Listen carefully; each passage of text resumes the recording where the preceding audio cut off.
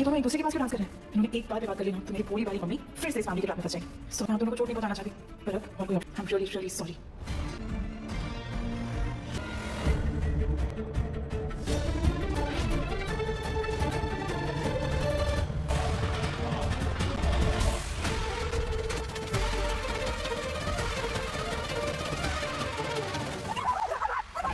Serial ये रिश्ता है कहलाता है कि आने वाले एपिसोड होने वाले हैं ज़बरदस्त, सनसनीखेज, दिलचस्प। आने वाले एपिसोड में दोस्तों आप देखेंगे जब विद्या जी और काजल एक साथ डांस कर रही होती है तो यहाँ पे तान्या को अच्छा नहीं लगता। तान्या कहती है कि अब कुछ ना कुछ करना पड़ेगा, अगर इन्होंने एक मरतबा भी बात कर ली एक दूसरे से तो फिर ये मम्मी, मेरी भोली भाली मम्मी फैमिली के ट्रैप में फंस जाएगी।